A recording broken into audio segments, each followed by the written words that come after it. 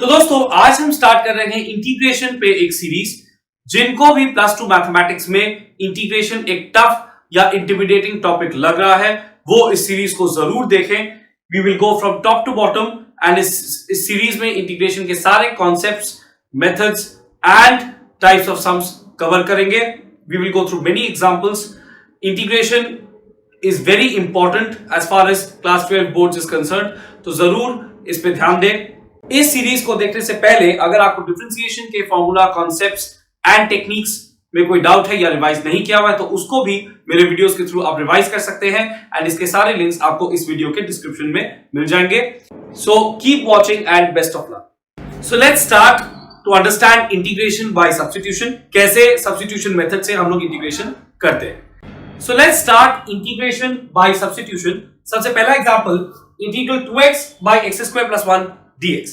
तो यहां पे सबसे पहले हमको किसी न किसी पार्ट को एक दूसरे वेरिएबल में डाल करके उसके बाद बाकी के पार्ट को उसके डेरिवेटिव के फॉर्म में एक्सप्रेस करना होगा।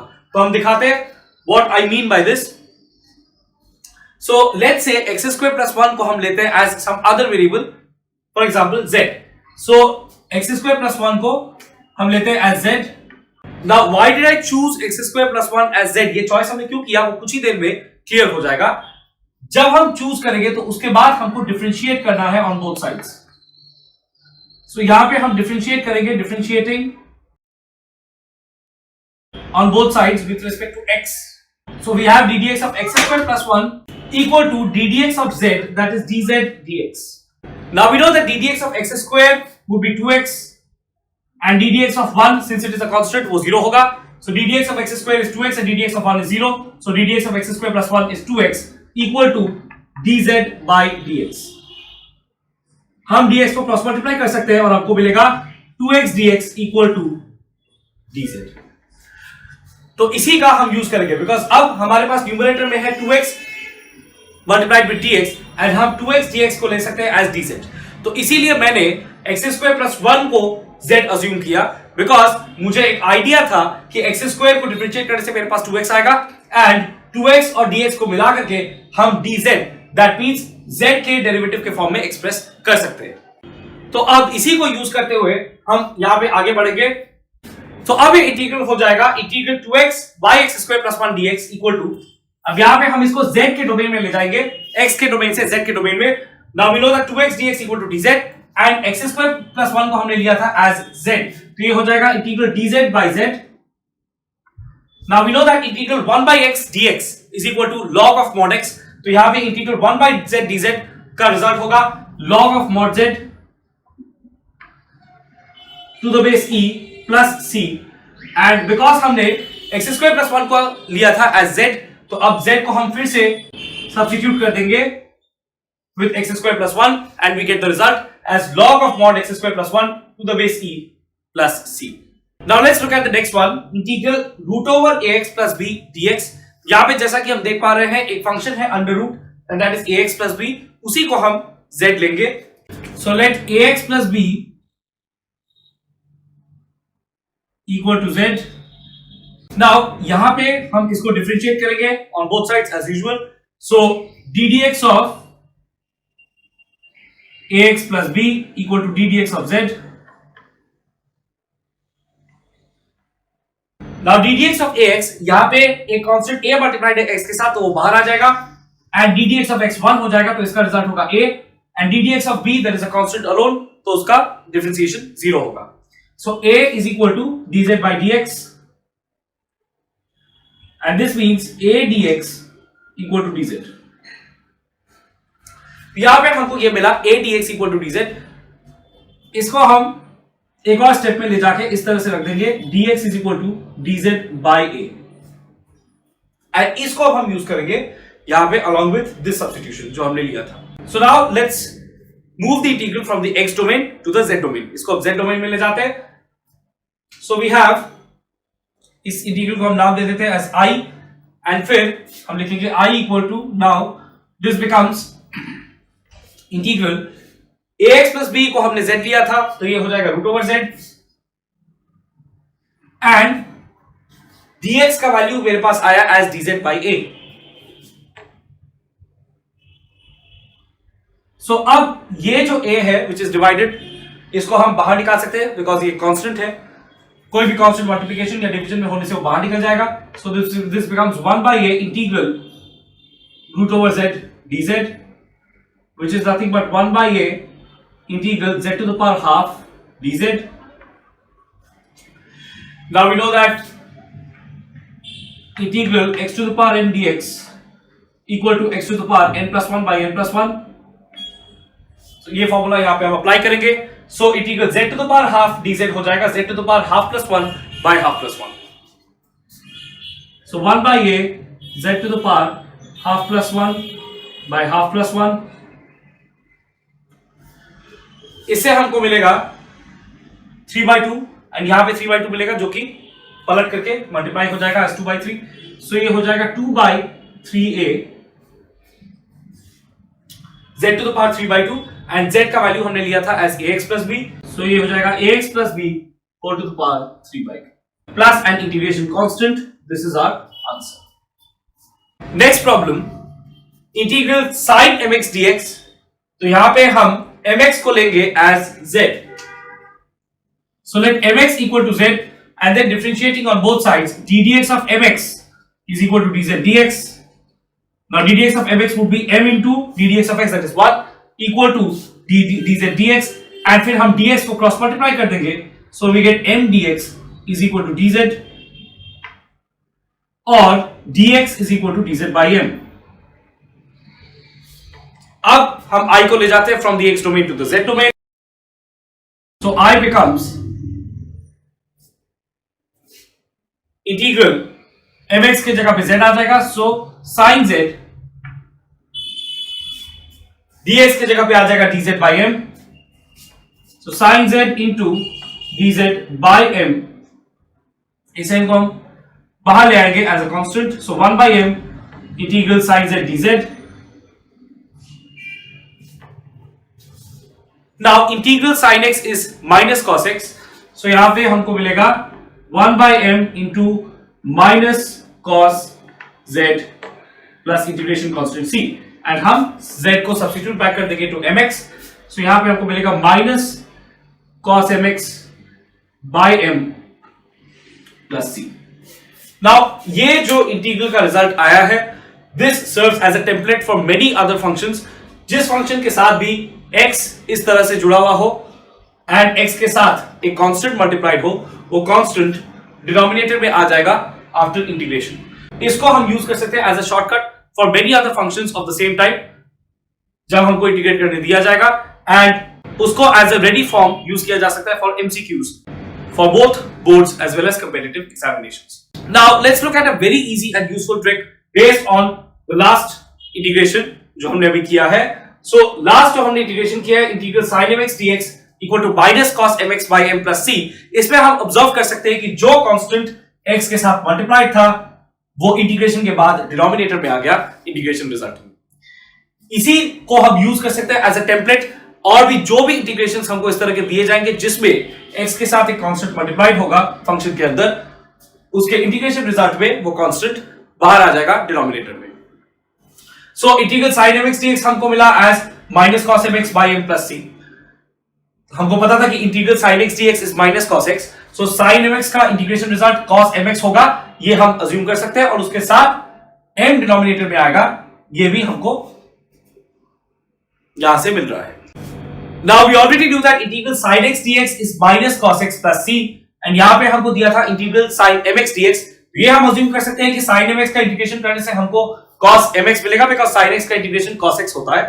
So minus cos mx and divided by वही कांस्टेंट जो x के साथ यहां पे मल्टीप्लाइड था, that is m plus c. उसी तरह से इंटीग्रल cos x होता है sin x plus c. So integral cos mx dx होगा sin mx by m plus c. Integral e to the power mx dx. Now integral e to the power x हमको पता है कि e to the power x plus c होता है. यहां पे integral e to the power mx है, so that would be e to the power mx again by this constant m plus c. तो इस तरह से जो भी इंटीग्रेशन का फॉर्मूला हमको अभी तक मालूम है, वो सारे फॉर्मूला में हम इस तरह का मॉडिफिकेशन कर सकते हैं फॉर ऑल दोस इंटीग्रल्स जहां पे x के साथ कोई भी कांस्टेंट हमको मल्टीप्लाइड होगा, एंड रेडिली हम उसका रिजल्ट निकाल सकते हैं. This would be very useful for MCQs for both board exams as well as JEE exams. जिसमें हम रेडिली आंसर मार्क कर सकते हैं इस तरह से। For example, integral cos 3x dx would be sin 3x by 3 plus c. Integral e to the power 2x dx would be e to the power 2x by 2 plus c, and so on. Hello students and welcome to my channel. This channel is dedicated to all those students looking for some guidance in secondary and higher secondary level mathematics. Do not forget to subscribe to the channel and press the bell icon to get notified on the latest upload. Do not forget to like and share the video. Please do leave a comment describing what you like in the video. Suggestions on topics for future videos are also welcome. For more study materials and tests, download the Keshav's Classes app. Link is given in the description box. Next one, integral 2x sin x square plus 1 dx. यहाँ पे again हमको ये choice करना है कि किसको हम z लेंगे। मुझे ये दिख रहा है कि x स्क्वायर प्लस 1 का डेरिवेटिव अगर हम लेंगे तो हमको मिलेगा 2x एंड वो हमारे पास है। 2x और dx मिल करके हम dz बना सकेंगे। अगर हम ये सोचें कि sine of x square plus 1 को z लेंगे तो वो चॉइस गलत होगा, because sine of x square plus 1 का derivative cos of x square plus 1 into 2x आएगा एंड हमारे पास यहां पे कोई cos वाला एक्स्ट्रा टर्म नहीं है। So let's proceed. Let x square plus 1 equal to z. Again differentiating both sides with respect to x. So ddx of x square plus 1 equal to dz dx. ddx of x square would be 2x, ddx of 1 would be 0. So ये 2x आएगा and dx को हम cross multiply कर देंगे। So 2x dx equal to dz.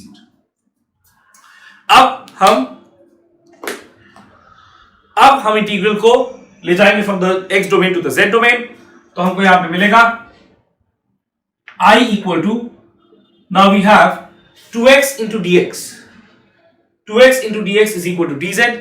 So ये बच जाएगा dz and रह गया sin of x square plus 1. x square plus 1 को हमने z लिया था तो ये हो गया sin z. So इस substitution से the integral got reduced to integral sin z dz. Now we know that integral sin x dx is minus cos x. So this would be equal to minus cos z plus integration constant c. अब हम यहाँ पे वापस z का value को बैठा देंगे। हमने x स्क्वायर प्लस 1 को z लिया था, अब यहाँ पे z की जगह हम फिर से x स्क्वायर प्लस 1 लिख देंगे। So minus cos x square plus 1 plus c. This is the answer. Next question, I is equal to integral 1 by x log x whole to the power m dx. यहाँ पे हम log x को select करेंगे as z and इसका reason ये है कि हम देख पा रहे हैं कि हमारे पास log x का derivative that is ddx of log x 1 by x यहां अवेलेबल है। सो हम अगर log x को z के हिसाब से लेते हैं, सब्स्टिट्यूशन लेते हैं, तो फिर 1 by x dx को हम एक साथ dz कर पाएंगे। इसका प्रोसेस यहां है। सो ddx अब हम डिफरेंशिएट करेंगे on both sides and ddx of log x हो जाएगा ddx ऑफ z। उसके बाद हमको मिलेगा 1 by x equal to dz dx, because we know that ddx of log x is 1 by x. उसके बाद यहां पे मिलेगा 1 by x dx equal to dz by cross multiplying dx. तो जैसा कि हमने बोला था कि अगर log x को हम यहां पे सब्स्टिट्यूशन लेते हैं z, तो फिर हम 1 by x that is log x के डेरिवेटिव और dx को एक साथ करके dz के हिसाब से ले पाएंगे। यहां पे इसका कैलकुलेशन है। सो अब इसका सेकेंड पार्ट करते हैं, that means taking the integral from the x domain to the z domain. तो अब यहां पे हम उसको इस तरह से कर सकते हैं। ये इंटीग्रल i जो है वो अब इस तरह से बन जाएगा integral 1 by x into dx is equal to dz and log x को हमने लिया था as z, तो ये हो जाएगा 1 by log x to the power m हो जाएगा z to the power m and 1 by x dx हो जाएगा dz. So this is nothing but 1 by z to the power m means z to the power minus m dz. Again हम यहाँ पे वही rule follow करेंगे, integral x to the power n dx equal to x to the power n plus 1 by n plus 1. तो यहाँ पे हो जाएगा z to the power minus m plus 1 by minus m plus 1 plus an integration constant c. अब हम z को वापस से सब्स्टिट्यूट कर देंगे back to log x. So log x to the power, इसको हम अरेंज कर सकते हैं एज 1 माइनस m, पावर में भी और नीचे भी, plus an integration constant c.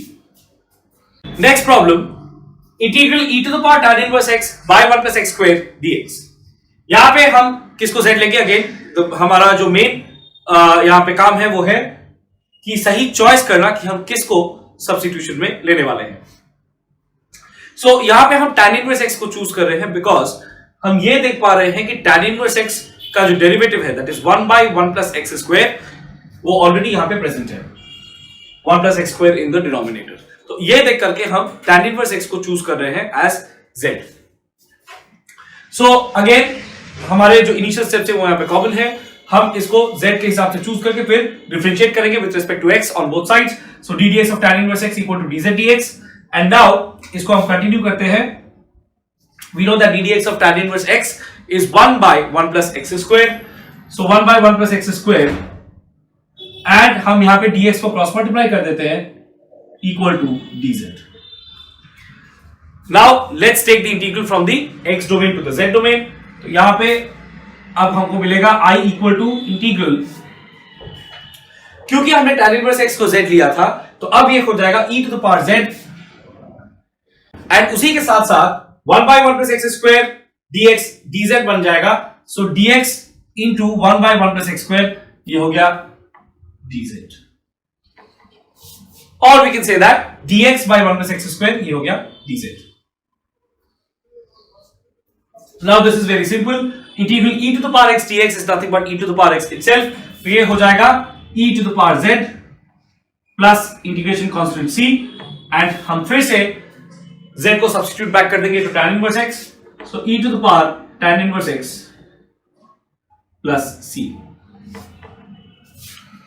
Now next question, integral tan to the power 4 root x sec square root x by root x dx। अब यहां पे आपको देख के ऐसा लग रहा होगा कि ये जो इंटीग्रल है ये बहुत कॉम्प्लिकेटेड है, जिस तरह के एक्सप्रेशंस यहां पे दिए गए हैं,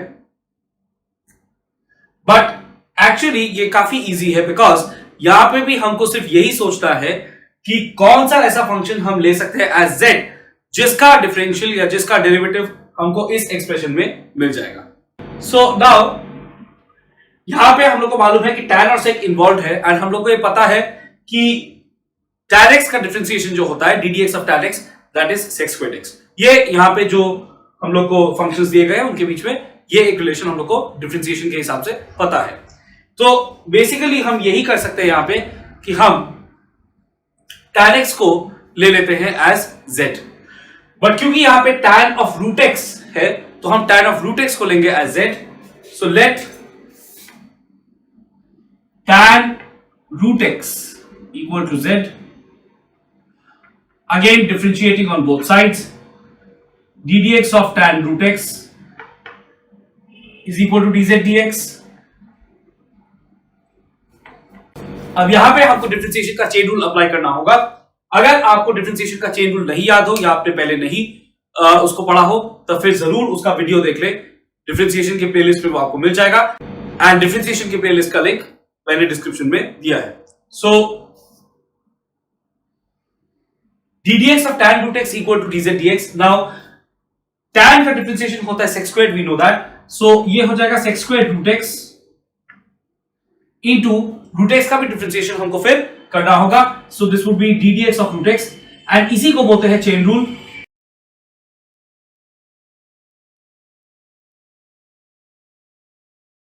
सो this becomes sec squared root x into now d dx of root x we know that it is 1 by 2 root x। इसको एक रेडीमेड फॉर्म के हिसाब से याद रखना बहुत यूजफुल होता है। अगर हम यहां पे इसको इवैल्यूएट करें, d dx of root x is nothing but d dx of x to the power half and that is equal to half x to the power half minus 1 because d dx of x to the power n का formula होता है n x to the power n minus 1 and यहां पे हमको फिर मिलेगा half x to the power minus half that is nothing but half into 1 by x to the power half which is nothing but half into 1 by root x that is 1 by 2 root x। So this is the way d dx of root x हमको मिलता है as 1 by 2 root x। तो इसको याद रखना बहुत useful है as a direct form और यहां पे हमने उसको अप्लाई कर दिया है एंड dx को हम क्रॉस मल्टीप्लाई कर देंगे। So this whole thing is equal to dz। sec squared root x into 1 by 2 root x into dx equal to dz. So अब हम इंटीग्रल को शिफ्ट करना चाहेंगे from the x domain to the z domain. So I becomes, यहां पे हमको मिलेगा sec squared root x by root x into dx. ये वाला पार्ट हमको यहां पे मिला है एंड हमारे पास कैलकुलेशन के हिसाब से आया है sec squared root x into 1 by 2 root x into dx equal to dz. तो हम क्या करेंगे, नीचे एक 2 से हमको मल्टीप्लाई करना पड़ेगा एंड उसको कॉम्पेंसेट करने के लिए ऑब्वियसली ऊपर भी एक 2 से हमको मल्टीप्लाई करना पड़ेगा. So integral 2 tan to the power 4 root x sec squared root x dx divided by 2 root x. अब यहां पे ये 2 को हम बाहर निकाल सकते हैं because it is multiplied. Constant अगर मल्टीप्लाइड हो तो इंटीग्रेशन से बाहर निकल सकता है and sec squared root x into dx by 2 root x, ये पूरा पार्ट हो जाएगा dz एंड यहां पे हमने tan of root x को z लिया है and tan of root x to the power 4 तब हो जाएगा z to the power 4. So this becomes z to the power 4 dz. Now this is easily solvable. हम लोग को मालूम है कि integral x to the power n dx का फॉर्मूला होता है x to the power n plus 1 by n plus 1. So ये हो जाएगा 2 into z to the power 4 plus 1 by 4 plus 1 plus c. So this is 2 into, now z is nothing but tan of root x and नीचे 5 आएगा, so 2 by 5 tan of root x to the power 5 plus c. This is the answer. तो इस video में हमने देखा कि कैसे difficult looking integration problems भी सब्स्टिट्यूशन के मेथड से काफी इजी हो जाते हैं. हम आगे जाकर के और भी प्रॉब्लम्स देखेंगे एंड सब्स्टिट्यूशन मेथड के एप्लीकेशंस को भी कवर करेंगे in finding the integrals of trigonometric ratios like tan x, sec x and cosec x. So integral tan x, integral sec x and integral cosec x जो हमको readily differentiation के formula से available नहीं है, हम substitution के method से use करके उसको निकालेंगे एंड साथ ही साथ हम सब्स्टिट्यूशन के कुछ और डिफिकल्ट लेवल प्रॉब्लम्स को भी देखेंगे.